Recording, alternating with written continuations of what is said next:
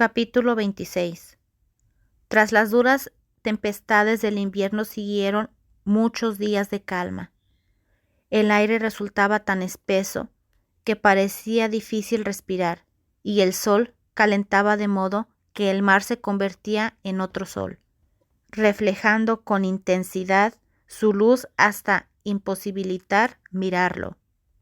El último día de aquel tiempo saqué la canoa de la caverna y remé costeando el arrecife hasta el banco de arena.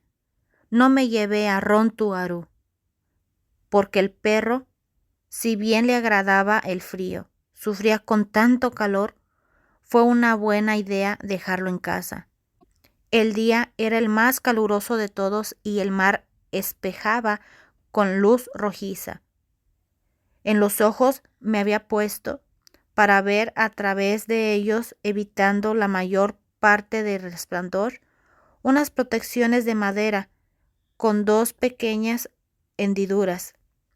Ninguna gaviota tenía ganas de volar, y las nutrias, por su parte, permanecían tumbadas en los bancos de algas, mientras los cangrejos, que solían corretear por la arena, estaban ahora hundidos en los agujeros que les servían de guarida. Saqué la canoa a la playa, con una arena tan caliente que casi ardía, húmeda pero a punto de desprender vapor al parecer. Al empezar la primavera, tenía la costumbre de poner la embarcación boca abajo y entonces iba colocando betún fresco con las hendiduras que pudiera amenazar el casco.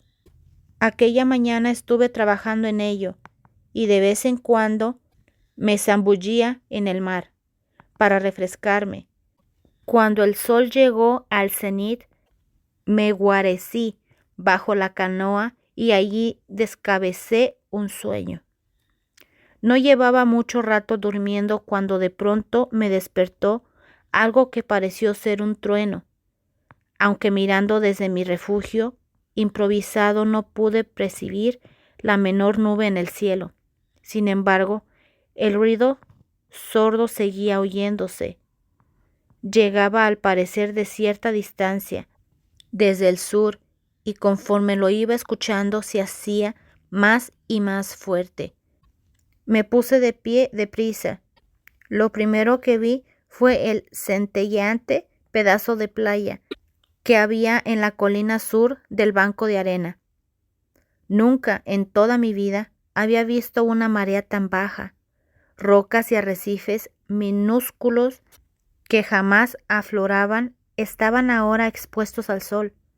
Era como si la isla se hubiese convertido en otro lugar, como si me hubiese puesto a dormitar en una isla y hubiera despertado en otra distinta. El ambiente empezó a hacerse irrespirable, hacia un débil ruido, como si algún animal gigantesco sorbiese y sorbiese sin cesar el aire a través de sus dientes. El rumor sordo iba acercándose, procedente de un cielo sin nubes, hasta casi ensordecerme. Luego, al otro lado del centelleante línea de playa, de los desconocidos arrecifes y rocas ahora al descubierto, más allá de una legua. A partir de todo eso, vi una cresta blanca y enorme que se precipitaba contra la isla. Parecía moverse entre el cielo y el mar, despacio, pero era realmente el propio mar. Me quité con un ademán brusco la protección que había preparado para mis ojos y, aterrorizada, corrí por el banco de arena. Iba a tropicones, cayendo aquí, levantándome enseguida, volviendo a caer más allá. La arena se estremecía bajo mis pies al atacarla la primera oleada. La espuma me cubrió como si hubiera sido lluvia espesa. Estaba llena de trozos de alga y de pedacillos.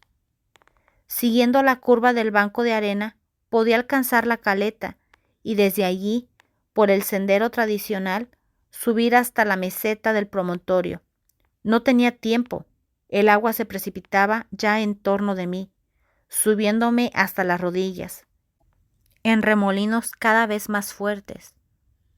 Ante mí se alzaba el farallón, y aunque la roca estaba resbaladiza por causa del musgo marino, pude encontrar un sitio en el que agarrarme, y enseguida otro hueco para apoyar el pie. De ese modo, sujeta a la pared rocosa, y poco a poco fui izándome hacia el extremo superior del acantilado. La cresta de la tremenda ola pasó justo debajo de mí, tronando en su camino hacia la caleta del coral. Durante cierto tiempo no se percibió sonido alguno. Luego, el mar empezó a retroceder en busca de su antiguo lugar, originando espumosas corrientes violentas. Por encima del hombro podía ver la ola que llegaba. No vino deprisa, pues la anterior estaba todavía de regreso.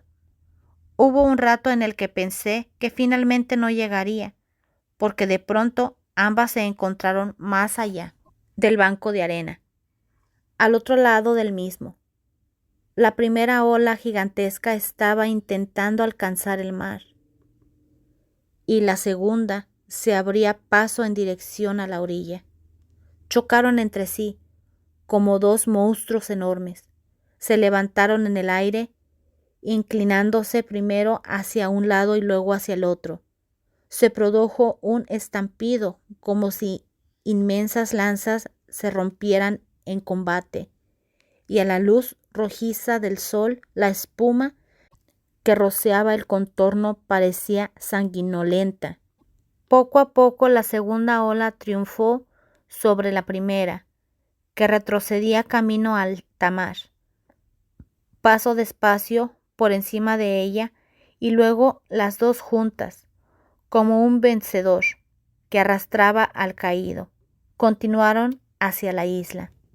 La ola se alzó contra los farallones, envió lenguas prolongadas que me envolvieron de tal modo que era imposible ver u oír.